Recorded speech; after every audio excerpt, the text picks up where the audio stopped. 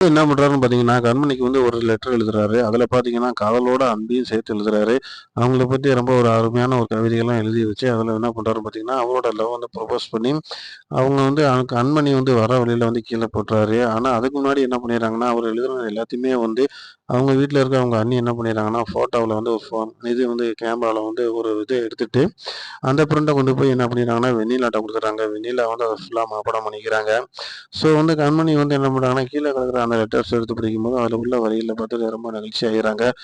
அவங்களுக்கு ரொம்ப சந்தோஷமா இருக்கு.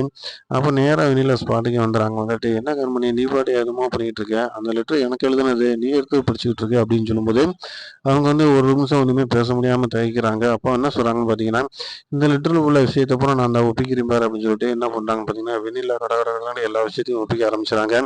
அது எதனால ஏற்படுது அப்படின்னு பார்த்தீங்கன்னா, இவங்க ஏற்கனவே எடுத்து செட் பண்ணி இந்த லெட்டர்ஸ்ல உள்ள வாசகத்தெல்லாம் படிச்சு முடிச்சுட்டாங்க. ஸோ கண்மணி ரொம்ப ஷாக் ஆயிடுறாங்க. அந்த நேரம் பார்த்து அன்பு கண்மணி அவங்க எல்லாம் பொய் சொல்றாங்க. நான் உனக்காக தான் இத எழுதினேன் அப்படின்னு சொல்றாங்க.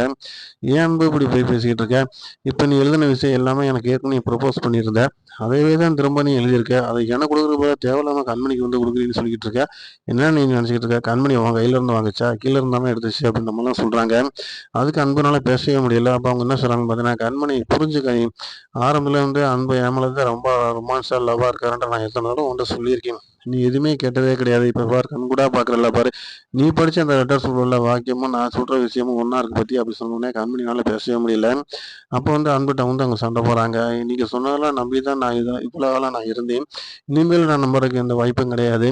இப்ப கூட பாருங்க, இன்னும் என்ன இன்னைக்கு டீஸ் பண்ணிக்கிறீங்க. என்னால இத தாங்கவே முடியல. நான் முழுக்க முழுக்க அத்தைக்காக மட்டும் தான் நான் இங்க இருக்கேன். அத மொத புரிஞ்சுக்கங்க. எப்ப அவங்களுக்கு குணமாகுதோ அப்பயே இந்த வீட்ட நான் வெளில போயிருவேன்" அப்படின்ற மாரிலாம் சொல்றாங்க.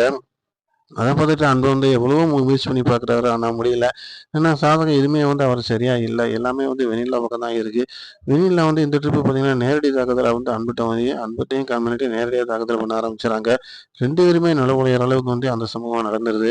ஸோ வெண்ணிலாவுக்கு இது ஒரு பெரிய சக்சஸ்ஃபுல்லா இருக்கு. அதுக்கு உடந்தையா அன்போட அண்ணியும் அதில கையாள இருக்காங்க. இது எல்லா வீட்ல இருக்கவங்க எல்லாருமே பார்க்குறாங்க. அன்போட அம்மாவும் இது எல்லாமே பார்க்குறாங்க. ஆனா அவங்க மனசுல அப்படியே ரணமா இருக்கு. அதாவது நம்ம முன்னாடியே நம்ம மருமகள எந்த அளவுக்கு அவங்களுக்கு டீஸ் பண்றாளுகளே, இவளுக பண்ற அக்கறைமுறை பூரா நம்மளுக்கு தெரியுது. ஆனா நம்மளால சொல்ல முடியலையே அப்படின்னு சொல்லி ரொம்ப தவிச்சு போய் நிக்கிறாங்க. அப்போ ஒரு டைம்ல நைட்டு தூங்க போகும்போது கண்மணிய கைய பிடிக்கிறாங்க. நம்ம அன்போட அம்மா சிவகாமி. ஆனா அவங்க என்ன பண்றாங்கன்னா, மனசுல போட்டு எதுவும் நீங்க குழப்பிக்கிறாதீங்க. நல்லா தூங்கி எந்திரிங்க அப்படின்னு அட்வைஸ் மட்டும் பண்ணிட்டு, கண்மணிய ஆட்டோமேட்டிக்கா கீழ படுத்து தூங்க முயற்சி பண்ணிடுறாங்க. முழுக்க முழுக்க சிவகாமிய கண்மணிய பத்தி முழுக்க முழுக்க நினைக்கிறாங்க. இப்படி அப்பாவியா இருக்காளே! இவள வச்சுக்கிட்டு இந்த வீட்ல எல்லாருமே இப்படி டீஸ் பண்றாங்களே! அப்படின்னு சொல்லி அவங்க அழுக அழுகையா அழுகுறாங்க. இதெல்லாம் கடந்து எப்படி வின் பண்ண போறாங்க அப்படின்னு தெரியல. தொடர்ந்து பார்க்கலாம். பிடிச்சிருந்துச்சுன்னா லைக்